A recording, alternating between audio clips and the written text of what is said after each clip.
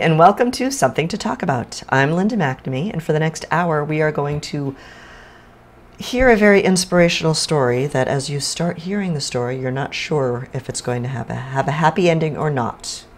And let you rest assured that it does. But before you meet my wonderful guest for this evening, we have a few little housekeeping rules, as we do all the time.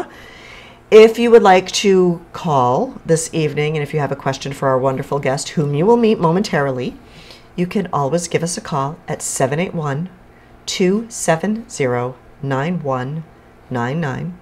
Or, if you think of it after the fact, you have a suggestion for a future topic, or you have a question or comment about this evening's show, you can always email me at talk@bcattv.org. I would like to thank our crew for this evening because they faithfully give up their Wednesday evenings to come and help out and get some cookies. We have Chris Flaherty, staff member, make sure that everything runs smoothly. Thank you, Chris. Colleen Moore, Liz Gillespie, and Jolie Atwood are my wonderful volunteers who, again, faithfully come every Wednesday, so I thank them for their work as well. And last but definitely not least, I want to thank my husband Paul for staying home for Daddy Date Night, hoping the kids running around at Scout Camp will be quiet this evening and you won't have a rough job. So thank you, Paul. Now it is time to introduce my wonderful guest for this evening, Tom Fallon, who is an author, among many other hats that you wear, which we'll find out about eventually. So thank you very much. You've actually contacted me through the Talk at BCAT TV. Yes, so I did. See, people actually, I read my email, okay? So you have a wonderful story to tell. Well, actually, it's not a very happy story, but it has a happy ending. But before we get into your book specifically, can you tell me a little bit about yourself, where you grew up? Yes. And what made you decide to become an author? Okay, so I grew up in Burlington. Cool. Yeah. And you still live here? Lived here my whole life. Which is amazing. Yeah. I grew up down on Marjorie. Mm-hmm. Down near the White Hen. It's not there no more. It's always going to be the White Hen Plaza. The Gavins. Anyway, so that's where I grew up. Lived here my whole life. I currently live over near Domino's now. Okay. Moved over there. Met a beautiful woman. Settled down with her. So her family's still in town. Excellent. So she was also local? Very local. My kids like it here. Excellent. Yeah. Now, in your book, you mentioned that writing a book was on your to-do list. Yeah. Was there one specific event, or is it just like, what the heck, I have nothing better to do between 2 and 4 in the morning? Yeah. Why did you decide to write this book finally and get it off your to-do list? I was challenged. I went to a seminar, a loose seminar, like at a person's house. Okay. His name's Dave. He's very successful, and he likes to inspire other people to be successful. So I went to his house. Okay. Yeah, it was New Year's Eve. Watched a video on how to set a goal.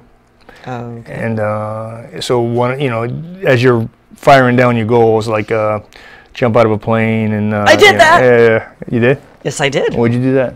I did it for my 30th birthday. You did? I had a horrible time turning 29, and I said, for my 30th birthday, I went to a party. Yeah. And someone said that they just got back from skydiving, and I said, I'm going to do that for my 30th birthday, and I have 51 weeks to talk myself out of it. And I didn't talk myself out of it. Yeah. I strapped a man named Bubba to my back and jumped out of a perfectly good airplane at 8,000 feet. That was it? I don't remember the feet, but I've done it. Where did you do it? Oh, out in Northampton. Oh, okay. So, anyway, I digress. This show's about you. Yeah, no, it's cool. Okay, so I wrote out the goals, and one now of them... are these like long-term goals, like in the next 10 years? Yeah, some were 10-year goals. I want to win the lottery, or... That would be a nice goal. That would be a nice goal. So yeah, some were 10-year goals, some were 5-year goals. Okay.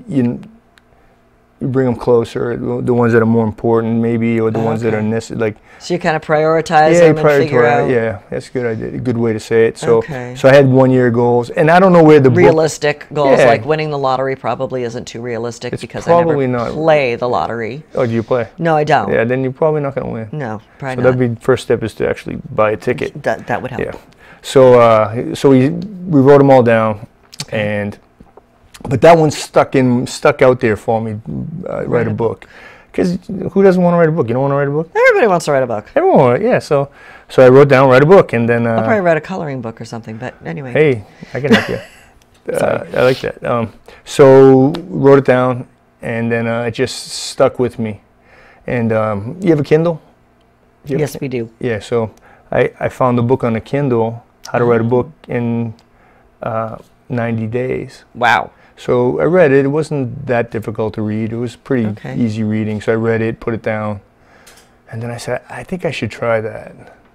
And then so I convinced my wife to co-write with me, and we came up with a plan, and so outlined the book, chapters, thoughts, that type of thing, and just started writing, and then she would rewrite it in English. Edit it. Yeah. She would take my thoughts because she knows me well, and then understand why I didn't finish that word or whatever else. And because sometimes if you're writing it, I mean, it's in your brain and it doesn't make sense to everybody else. Right. Kind of like if you get an operator's manual for your new TV or your new smartphone, it's written by a computer engineer. Yeah. So you look at this and go, huh? So so she was then like, you ask your kid to help you with it. Yeah, exactly. So she was my everything when I wrote that book. She was everything. We spent mornings crying over it. She was like the storyteller. Yeah, yes, very good point. She took the story and made it alive. But I forgot it was 90 days. We did it in 60 days. I put a lot of pressure. That's ambitious. Yeah, I said it's 60 days. We got to get this done. And I think it was like 59 or 62 or something, but we did it. And you had like no other life outside of that because you had to write the book in. Yeah, she was at work writing. I was like, "Where are you now? What chapter are you on?" Well, I didn't have chapters, but she formulated it all. How do you figure out like chapters? Is it word count or is it topic wise? Or when presenting it to other editors, there's people that talk about word count. So specifically, I didn't want to talk about the day, like so one of the stories, The Disappearing Dime, and the editor, one of the editors, my last editor, who took my book and said, I can make this better, and I said, well, give me an example. And he started and then he rewrote Disappearing Dime, and he says it was a beautiful Saturday morning or whatever, and I'm like, I don't know. I don't know what the day was like. I don't care if it was raining. It had nothing to do with it. So I'm like, it's not my style. I can't do that. You know what I mean? So I couldn't fluff it. I can't lie. Well, I didn't want to fluff it up. Right. Okay. It was like a serious nature stuff. So I didn't want to say anything that didn't really matter to me. And I kind of wanted to make it easy reading. Not easy. Yeah, easy reading. I wanted it to be readable, understandable, palatable. Well, you wanted to pull the reader in. If it was too much fluff, it would be. Yeah. How do you fluff up The Disappearing Dime? Yeah. How do you do that? How do you fluff up Mr. Evil? How do you fluff that up? I don't know how to fluff that up. No. Some of these things that happen to me, there is no fluffing up. You know what I mean? Yeah. I don't know how to fluff up some of those incidents that happened. So. Okay, now. So you mentioned word count. Yes. So that was part of the word count, was to fluff things up. I now can go back and expound. People have read the book, have asked me, hey, why didn't you talk about this? Okay. And I said, I wish I remembered, because I had that 60-day deadline. Yeah, of course. Yeah, the self-imposed 60-day deadline. So I should have really talked about what I thought God was talking to me about when I was going through these things, because I should have really tried to spend more time talking about, this is the comfort that I knew, and this is how I knew I could get through this, whatever it was, because I know who's on my team. I know who's Okay. got my. Yeah. It's about Who's got some my of it's back? about boxing. I know who's in my corner. Okay. Get it? So fighting is Okay. it's not all I'm about, but it's mostly what I'm about. Boxing. Okay. Yeah. So that's Now, all. Yeah. you mentioned in the book Yeah. that you are a relatively religious person. Okay. You are. I'll let you say that. Sure. You would. Is that a valid statement? Yeah. Okay. But you also said that you really didn't trust men. You're right. But most Men religions are run by men. are like patriarchal and male dominated. So Right. how do you reconcile that? Hmm. Either in the book or in your life. I don't think that I had really ever. No, I have now. Okay. Right. So for a period of time, Okay. I had an affinity or an allegiance towards God, and I'm able to separate God from men. Okay. So I know He's represented by men in some religious, most religions. Okay. So it did prevent me from being involved in. You're referring to one of my chapters, right? Yeah. Well, just right. So in the book about my distrust, but I didn't distrust all men. I Okay. mentioned Mr. Gianelli. okay. Mr. Gianelli owned a restaurant. Okay. He would have been considered an older man, Okay. 60s or whatever, but Okay. he was a prince. There was Okay. nobody better than Mr. Gianelli. So having him in my life, Okay. I could look and So say, you did have right, I could somebody- identify okay. this man is a beautiful man. Okay. I can trust him. So there'd be a nature in which a man would present himself to me where I say, okay, whoop, I'm good. Whoop, Okay. I'm good. Yeah, I just good. come over here. And then I see the boxing moves in there. yeah, like that. We can go around. Sorry, Yeah. I'm not a boxer, but Yeah, take a week or two. We'll get you there. I probably hurt myself. Anyway, continue. Yeah. You said boxing. I forgot where I am. We were talking about religion and Mr. Gianelli. So, like for instance, I believe I talk about meeting one of my wives, and I met her under the. It says in the book there. I met her at Gianelli's, the restaurant. Okay. Right, and then over time, I've realized that she was in Bible study. Okay. So that's a non-threatening environment Okay. for me. So Okay. I could easily approach her. Okay. Besides, she's beautiful. But so it was very easy for me to approach her and ask her, hey, would you be willing Okay. and to just share anything you know about the Bible with me? Okay. Like at that time, I probably didn't know how it was even broken up.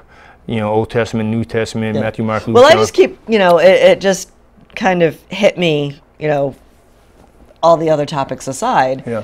It's like you longed for your dad Yeah. to teach you religion, and you longed for your dad to bring you to church. I cannot get my children to church kicking or screaming,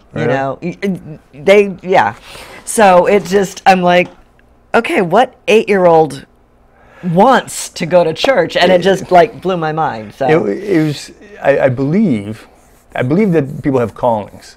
okay. So I believe I have a calling, but I also remember spending a lot of time with my mother watching faith healers on okay. TV. So I was whoa, these guys got These are something. cool. Yeah. So I probably don't think they have much now, but when I was a little kid, I was like, that's what I want to do. But see, I think I wanted to, when I was young, I wanted to help people be whole. Yeah. So, and then I don't think there's much, from not walking to walking is pretty whole. So I enjoyed watching the transformation Okay. and all that, and that turned me, interested me in towards God too. You know what I mean? But I've always felt a Like a curiosity oh no, a almost? calling. A Like I calling, said, a okay. calling, like a if I was a certain religion, I may be a priest.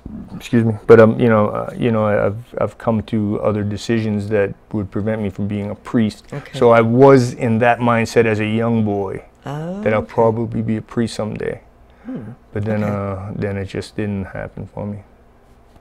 Okay. Yeah. Fair enough. So with that in mind, everything to me is about God. Okay. Kind of still. Okay. Yeah. Fair enough. Yep. I'm just saying, as I read it, Yeah. we all have our own backgrounds. We all have our own, mindset. So when I was reading this, I'm like, kind of curious. Yeah.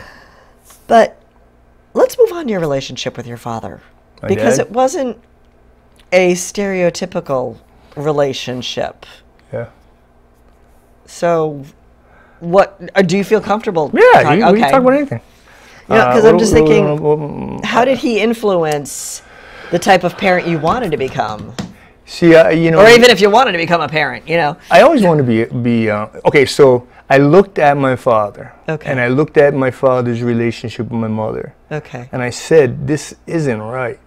Yeah. I got to make this right. See, that in itself seems amazing to me because kids see a relationship between their parents Right. and that's their normal. So for you to notice that there was a difference, it kind of piqued my curiosity. So maybe Mrs. Glazier. These are my neighbors growing Okay. up. Maybe Mrs. Glazier and Mr. Glazier Okay. had something that showed me. Well, Mr. Ginelli, I spent a lot of time with Mr. Okay. Ginelli. He was a wonderful man. And I Okay. saw how much he loved Mrs. Ginelli. So. Okay, and how he treated her. So you had the, Right, okay. so I had an image All right. of what it could be, and I couldn't understand why my father couldn't make it work. Okay. You know what I mean? I saw how hard my mom tried, and I just couldn't understand why my father couldn't just shut up or smarten up. You know what I mean? I Yeah. just couldn't understand it. And I said, I gotta figure out how this works.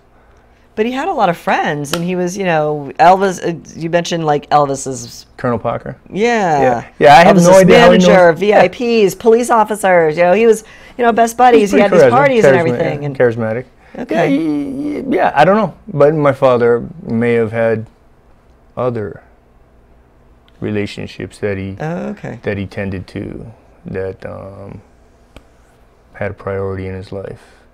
So like you can't serve two masters. You can't. So, or my father couldn't honestly love my mother if he had something else going on. Yeah. And my father's not here to defend himself anymore. So, I never talked to anybody like that. You brought it out of me, but I just don't think that it's okay. I just don't think that my father was able to, looking at the relationship now and being an adult, and I could see. Yeah, the Bible says clearly that you can't serve. You can't. He's Right. supposed to. If he honored my mom, everything would have been great. But you can't do two things. Because he did have a substance abuse or a substance addiction. Like alcohol. Alcohol. Yeah. I would say he did. Yeah. And that also impresses me that with all of the, I don't know if abuse is too strong of a word, abuse, neglect, all of the way he treated you and the other negative aspects of your life. Yeah.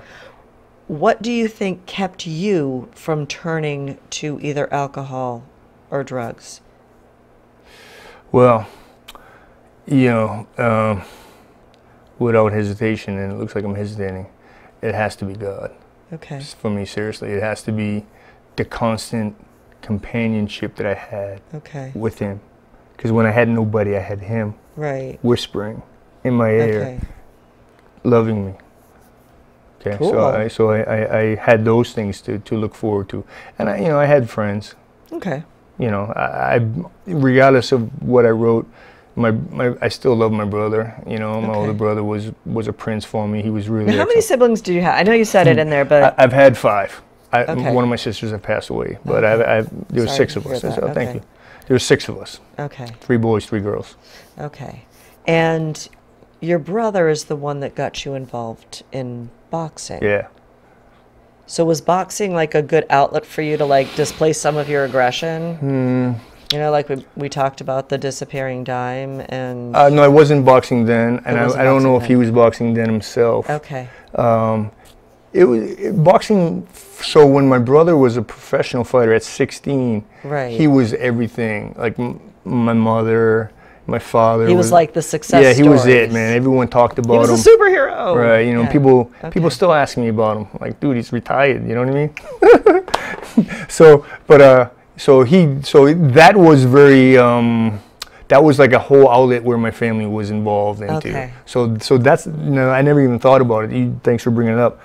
No, thanks for bringing it up. We like never thought about that. Like, so that was really where a lot of our attention was as people. Okay. Was my brother's boxing career. Oh, okay. So maybe there wasn't much left over, Okay. or there wasn't attention brought on to other things. Okay. Yeah, and that was interesting. See, this is why we have this conversation. So that's a whole new dynamic to the whole story. I never thought of that. Now, okay, we talked just now about immediate family. Did you have any relationship with like extended families, like aunts or uncles or grandparents, or? I've never met any of my grandparents. Okay. So they were gone, and well, my mother was an only child. She had 7 brothers that all died at birth. Oh wow. Yeah, so my mom was kind of, I don't know. On her own? Yeah. Her parents died before I was born, I believe. Okay. I think one of my grandmothers died a little bit after I was born. So yeah, I never had any grandparents. Okay. My father had 4 or 5 brothers or sisters. They were estranged from him. He didn't have a relationship. But my Uncle Jack was around. Oh, but okay. I wouldn't go to my Uncle Jack. I wouldn't go Okay. to him for anything. You know what I mean? But Understood. I mean, yeah. So I didn't have like people like that. But I gotta tell you, we're not talking. Are we talking about the incident? Oh, because like after that, I would tell anybody who would listen about it. For some reason, I just felt it was cleansing for me to tell it.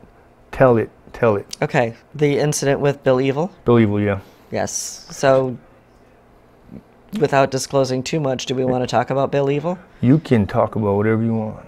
So what do you want to talk about? You want to talk about Bill? Well, yeah, how... Excuse me. I think this is really important. I have had other topics about abuse. Yeah. And Bill Evil... knew your background. He is a sexual predator. Oh, he's dead. Okay, he was. Yeah. He was evil, hence the name Bill Evil. Right. Well, it's pretty close to his last name, by the way. Oh, okay. Yeah. I don't need to know. I'm just thinking, yeah. it just seemed fitting. It's pretty fitting, yeah. It was awesome. Fitting. Yeah. So there was an abusive relationship with him. Yeah. And you talked to your brother about it. I talked to my mother about it. You talked to your mother first. Yes. And her reaction, I don't remember. It was just like, oh, it couldn't have happened, or... No, she was... Or did she just not know what to do about it? I don't think she probably knew. Thanks for bringing that up. I don't really know. I don't think I ever really talked to her about it. Because, like, I talked to her about it originally, and then it was handed to my brother. And he went and did what he thought he should do. Talked to Bill, and Bill is a manipulator. Right. And denied the whole thing. Right. And, he's this, authority figure to your brother. Yeah. So your brother's going to, take it. I have a tendency to listen to him, I guess. Yeah. I don't want to say I think my brother didn't believe me. Because, I showed him in great detail. You were like 9, right? 9 or 10 years, something. Okay, 9 or 10. Yeah.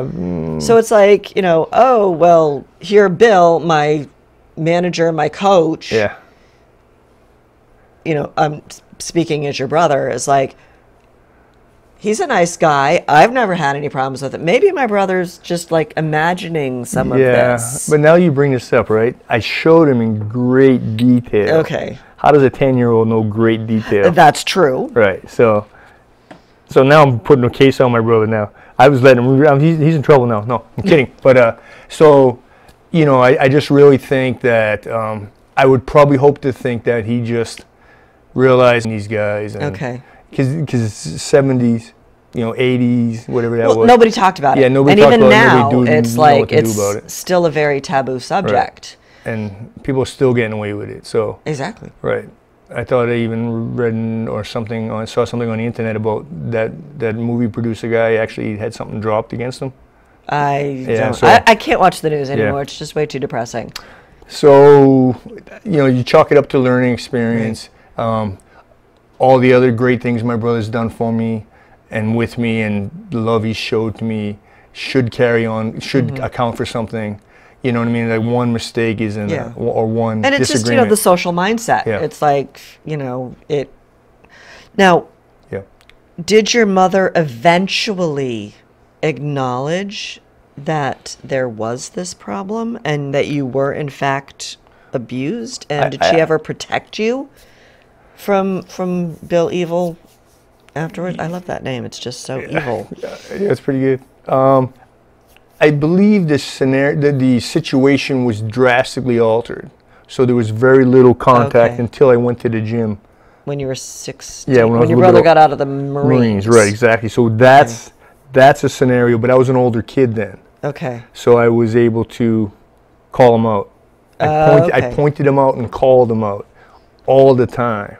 Whenever he was around me, I would say, this guy is a pedophile. Stay away from this guy. Don't sit on the couch with him. I would call him out. Okay, so you were vocal about it. I called him out to his face. Said, get away. My little brother was there. Eddie, get off the couch.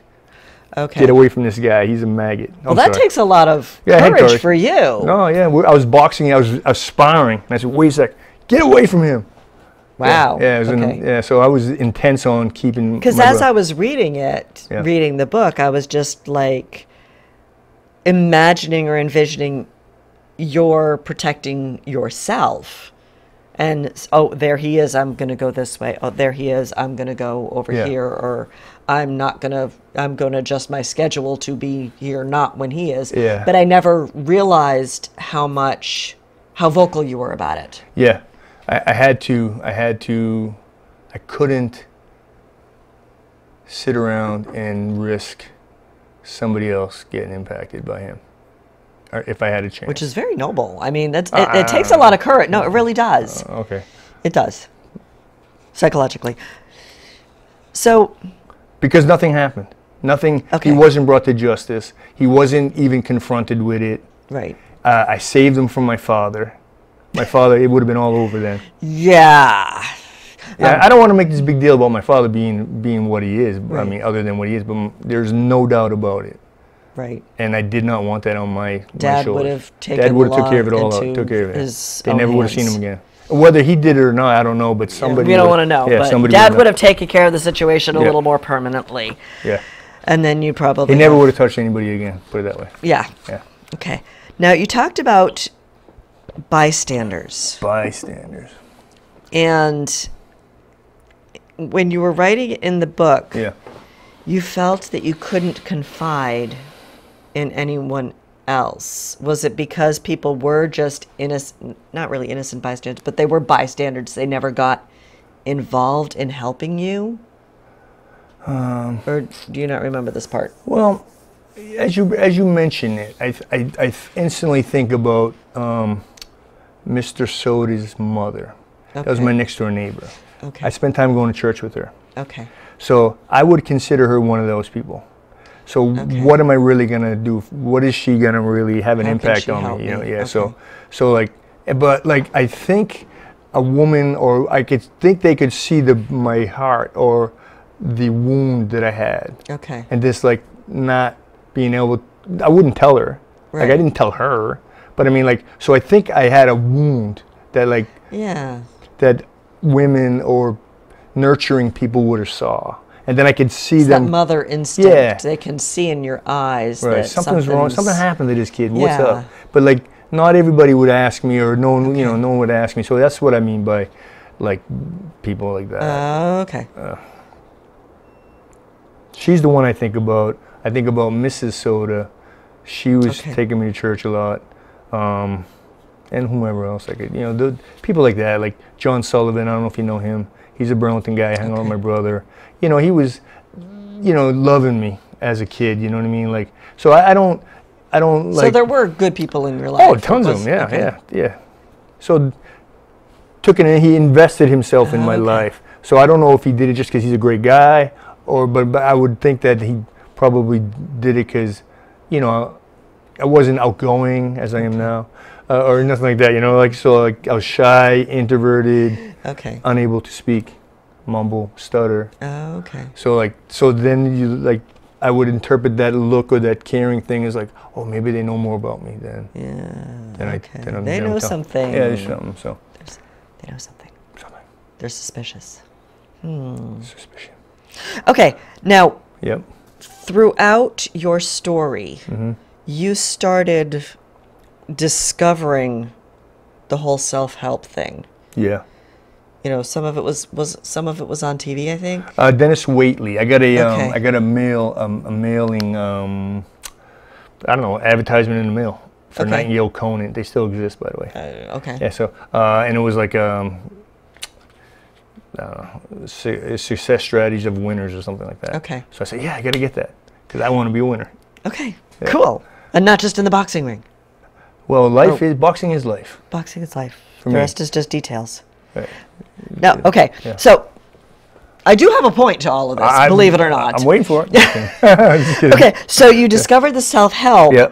And the teachings that you discovered were to change your mindset and change how you react to situations. Something bad can happen.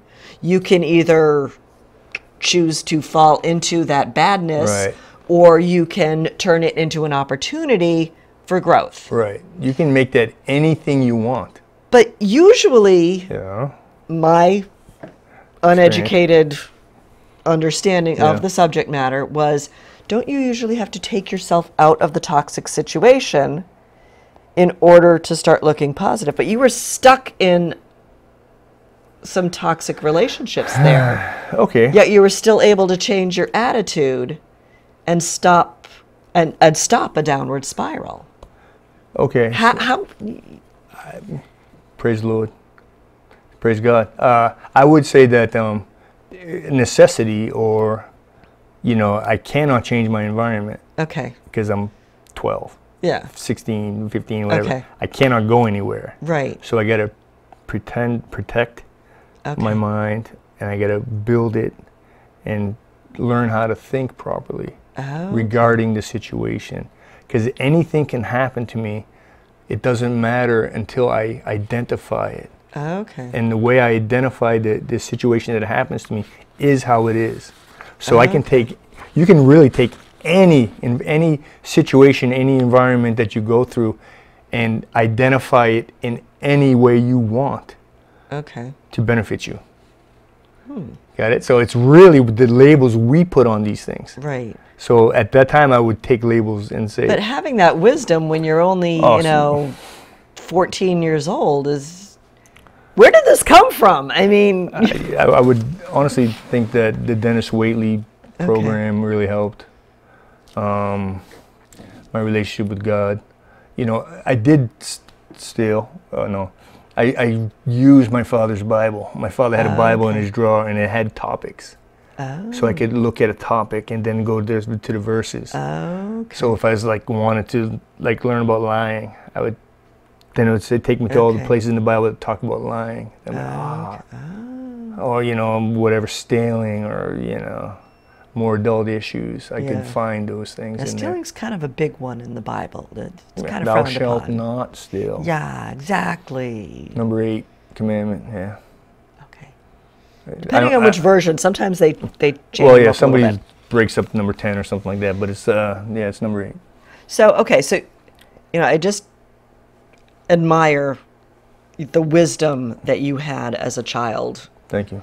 To overcome and see the positive and not let your circumstances drag you down.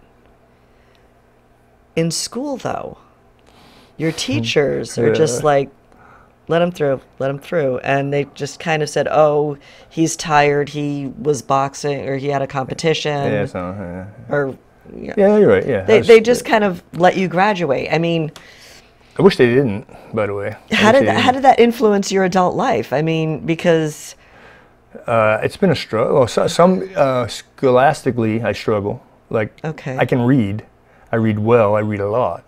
So that's probably what saves me in a lot of ways. Is I read every day. I try to read something.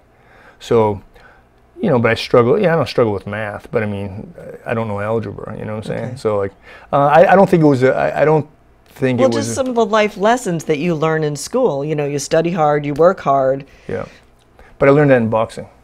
Oh. I worked hard in boxing, and I study hard in boxing now.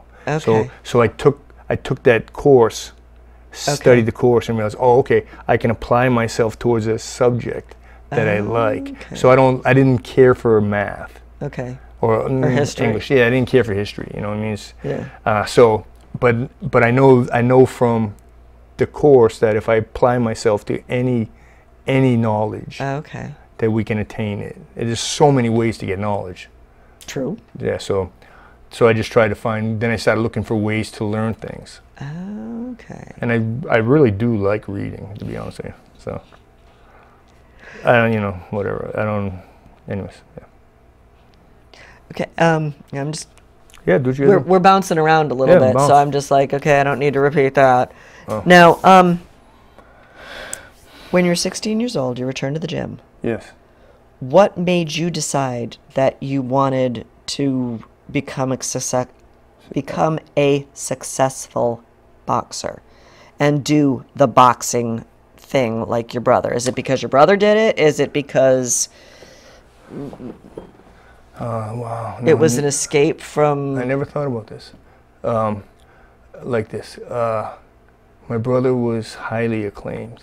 Okay. And I didn't always understand the reason why he was highly acclaimed. Okay. Have you eventually figured it out? My brother's a really good boxer. Okay. Yeah. So, but like, I was signing autographs for him from people that were writing to him from Europe. Okay. Yeah. Wow. And like, he didn't care to sign no. He signed I his want to be own like autograph. him. Yeah. I'm like, I think I want to do this myself. Like, that was the only vehicle. I mean, I played football and baseball and all that, but I didn't see how I could be. I guess if my brother was... Football and baseball is like a team thing. And right, but boxing's team. No, it is individual. It is. Though, I'll explain it for you in a second. Yeah, But that was the vehicle in which he brought me into, and he knew so well, and I thought I could just get into that a little bit easier. Okay. And I admired all the accolades and how well he boxed, and I thought, well, I must be able to do this too. If I do the same thing he did, then I should be able to come at least to that level. And then I never did come to that level, by the way. Oh, okay. So like, he was a professional fighter.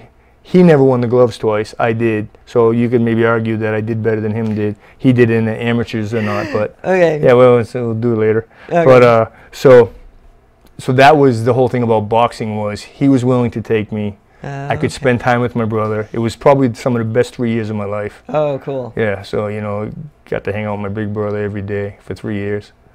So that was awesome.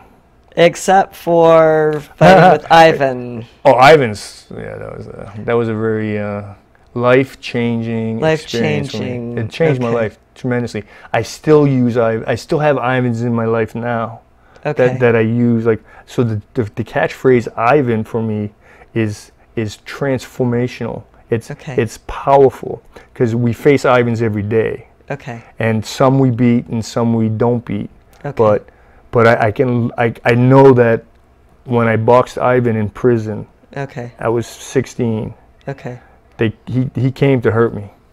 Yeah. And he was hitting me pretty hard. Like I said in the book, I have headaches that I call Ivan. Wow. Still, but he was a big... Ivan gave me a concussion. It probably gave me a concussion, yeah. So I used the strategy in life that I used to get through Ivan. Oh, okay. Perseverance, confidence, experience. I've got this. Yeah, I got this. I've done something like this. Okay. I've experienced a similar event that I can use these steps to overcome other things. Again, it just totally amazes me that while you're getting, beaten to a pulp by some convict named Ivan, that you can think logically and, oh yeah, sure, I could do this. Well, I would run screaming, but that's why. But as you see your success before you, because like when you hit somebody and they stop and take a back step, you're like, oh, that worked. And then you do it again, and try to do it again, and try to do it again. Or something similar. Okay. But we don't go see Ivan anymore. No. I'd like to say hello to him. Now, eventually, your parents did divorce. Eventually, yes. Eventually. Now, after that happened in the book, you still had a positive relationship with your mom. You still had a relationship with your mom. Yeah. Did you still stay in contact with your dad at all, or what happened there? I don't believe I did. My father was willing, but my father was willing to talk to me and be in my life, but I just believe that I took the mother side. I took my mother's side. Oh, okay. See, I've never really ever forgiven. I've never really appreciated or forgiven my father for the way he treated my mother. Oh, okay. Because the greatest thing a man can do for his children is to love their mother. Oh, okay. So my father dropped the ball on that one. So, and I even got my mother to take my father back. Wow. Yeah. Well, later on in life, after Kelly and I got back together, okay. I sat my mother down and said, Mom, listen, you saw me do it. You saw it happen in my life. Okay. If you apply yourself in these categories, Mom, I believe God will do the same thing for you. And she said to me, if you can make that happen, I will do it. Wow. So I went up to my dad and I said, Dad, he said, what? I said, I talked to Mom, and she's willing to consider reuniting with you after all these years. And he laughed it off. Wow. And I said, that's kind of like, okay, see you, Dad. I had little respect for him after that. I just always a struggle to build myself up to. Yeah. I'm I can feel everything else, man. Trying to be on your team, Dad. Yeah. But you know what? Yeah. I believe we actually have a caller. We do? Have a caller. Woo! I think that's what that note was. Cool. Jolie, is there someone on the line? Okay, we have lots of feedback. Do you have a question for our guest? Don't be shy.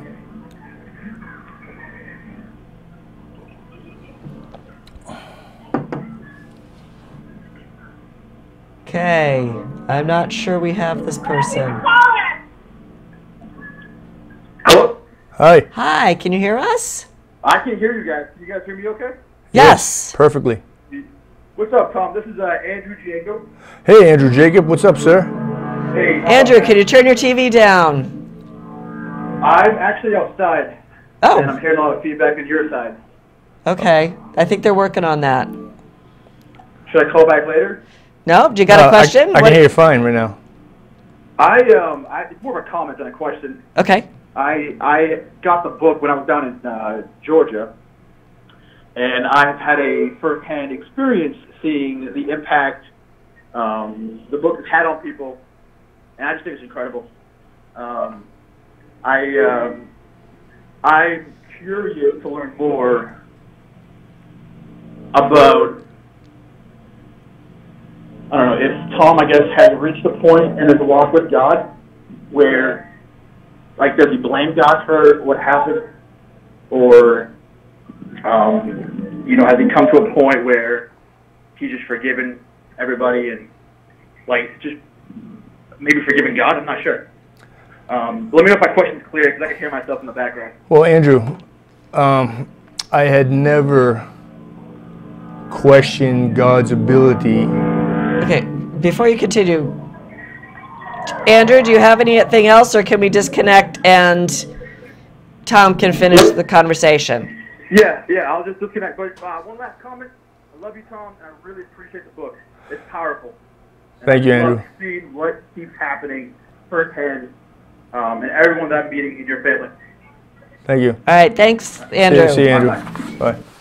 Okay, so basically what he was asking was, and I'm kind of interested too, with everything that went on in your life negatively, did you ever blame God? No. Because why did God let this happen to you? You know, you're a good person. See, why do bad things happen to good people? I mean, there's a whole other book on that. Okay. Not to put you on the spot. No, I'll be on the spot. I'm just trying to figure out how to tell you.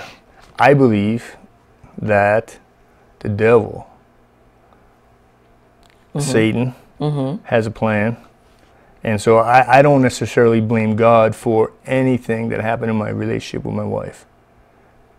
And I don't know if I even want to blame the devil, but I don't know that. Sure, God did intervene in my relationship with my wife. He did. And he in did, your life in general. in my life and with my your wife. Okay. Because there was one night that my faith was shooken. One night I was alone. My phone rings. certain things happen on the phone, this and that. I hung up the phone. I cried out to God. I said, God, what are you going to do? And he said to me, keep your eye on me. Don't worry about anything on the phone. Don't worry about nothing. Wow. Keep your eye on me, and I will restore that relationship. Wow. So that was what he told me in my heart. So that phone call was very, Okay. very traumatizing to me. Still on the line? Oh. Cool. So I've learned to trust in God Okay. and not allow the circumstances to tell me that it isn't God, that God allowed things to happen to me, because things happen. Okay. But there's so many areas in my life where He's stepped in, and that He's taken me by the hand or carried me through, that I cannot blame Him for anything, because I am such not the same person that I was before then. Yeah, I'm not even saying I'm a good person or a great person or anything, but I'm just saying is that, no, I can't blame God. Okay. And who am I to blame God? All right. I've lost even 4 children at birth. I mean, before birth. So I don't blame Him for nothing. Wow. I appreciate everything He's done for me. Go ahead. But you are very popular, because apparently we have another caller on the line. Is that a record? Yes, it is. All right, then. Repeat the record. Repeat the record. Who we got? Sydney is on the line. Sydney, do you have a question for Tom? Hello. Hi, Daddy. No, I don't have a question. I just wanted to call Just in working through the A audio little louder, issues. Sid. and say, hey, Dad. And can you hear me? Yeah, I don't blame God for Okay. anything. I just wanted to say that, Sid? growing up... Sydney, can we... Yep, can you hear me? Sydney. Hello? Hi, Sydney. Beautiful Sydney. Hello? Hi, can you hear us okay?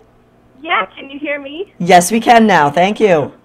Okay, awesome. I just wanted to call in and say that growing up, hearing all the stories that my dad told me really helped shape me as a person and helped me to have a greater understanding of God and of my dad.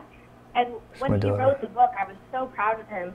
And I read it, and I didn't really expect to learn anything because I thought, no offense, I thought that I had heard it all growing up. But just reading it really left a big impact on me and opened my eyes up to things that I had never even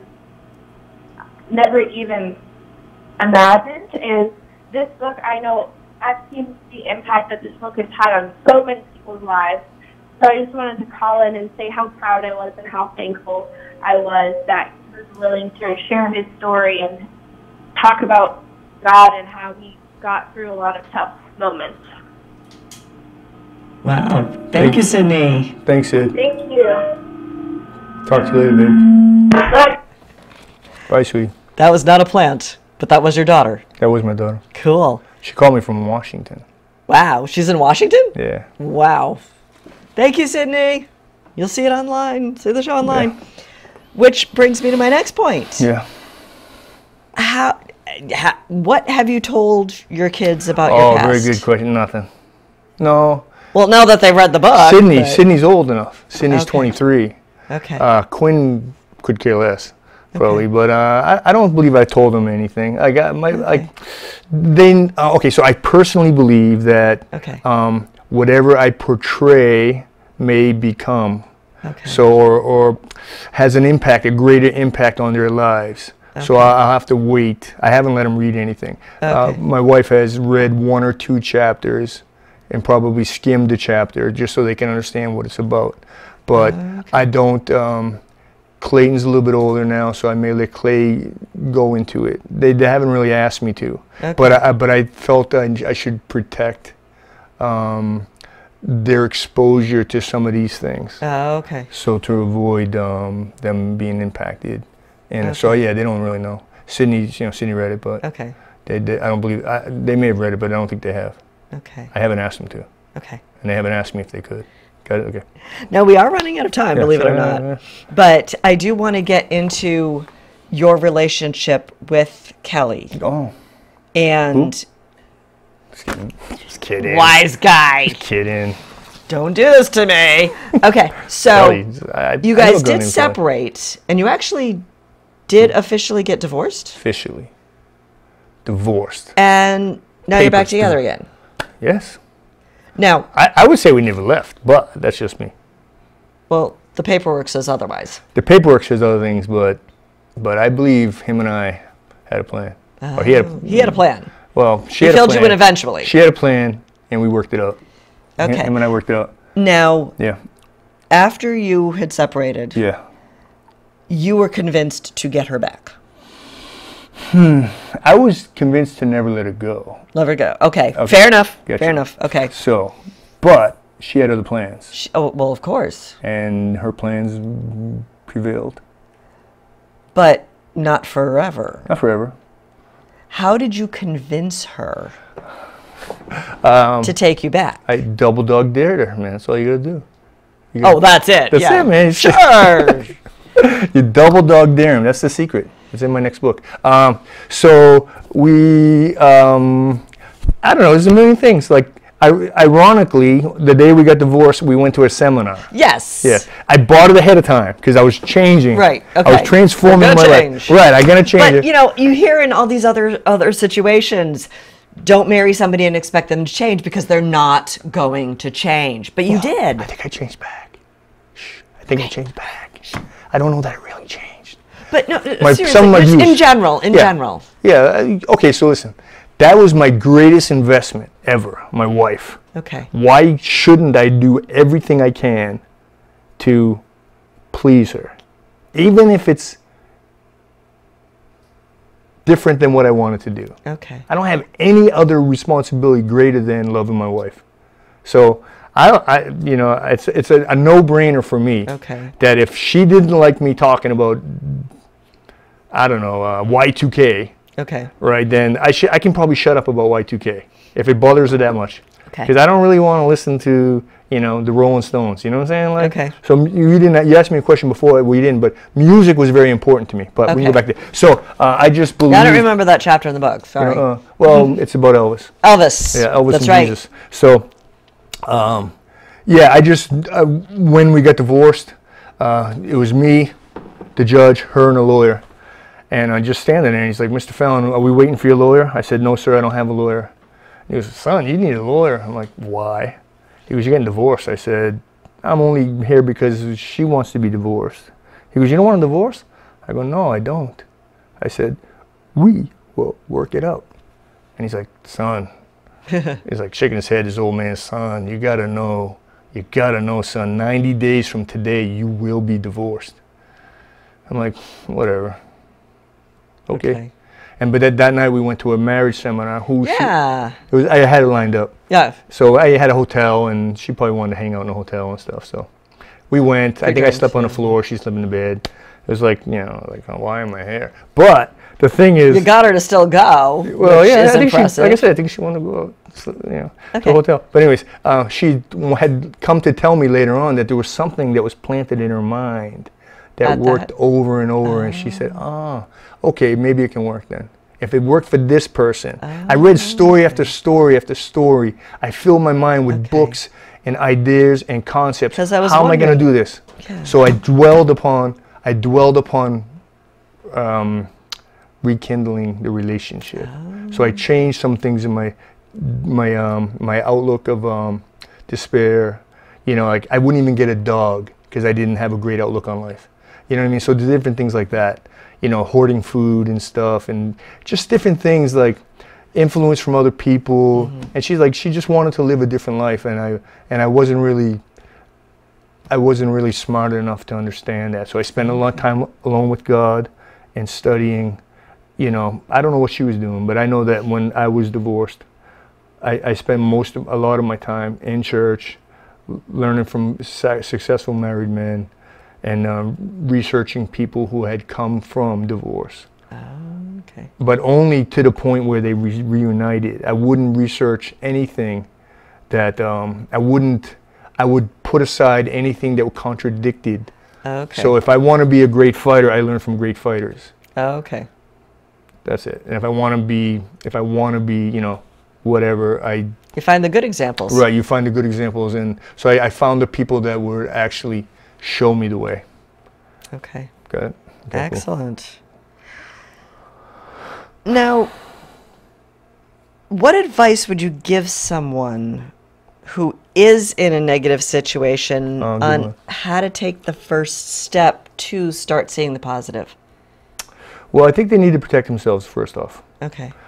They should probably call me second of all. Call me, we'll talk. Okay. But so I find that it's really probably difficult for most people to be in a horrible situation looking for the silver lining. So so they should probably remove themselves from that. Okay. And stop talking about it. Okay. So I had to stop talking about being divorced Okay. and let that die down, and then Okay. start talking. Because when we were married, I used to tell her, "We're gonna get divorced someday. We're gonna get divorced someday." She's like, "What?" Yeah. I'm like, "Yeah, like what? Why?" Like she said, I convinced her. So, but like, because I really wanted to be married a third time to her. Right, and I might even marry her. again someday. Okay. But I mean, you know what I mean. So like the things you talk about are the How about things you just become- marriage renewal? You know, Oh, that's what it is? renewal, Ah, yeah. dang, I should've That might be a little less stressful. Then I don't have to buy her a gift. Okay. Anyway, so I have to buy her cake though. A cake? I like cake. Cake. Yeah. You know, maybe some flowers. Definitely flowers. Okay. Yeah. So I forgot where we were, but wherever we were. What advice would you give someone? Yeah, get away from a situation. Okay. Find people that have survived that situation. Talk to those types of people. Got it? Oh, okay. So if you want to be a warrior, you study warriors. You don't study losers. If you want to be a fight, if you want to be a Not very winner, effectively. yeah, Okay. you study. I know you can learn from a loser, and then some losers will You learn what not to do, but yeah, possibly right. So that's what I looked towards my father.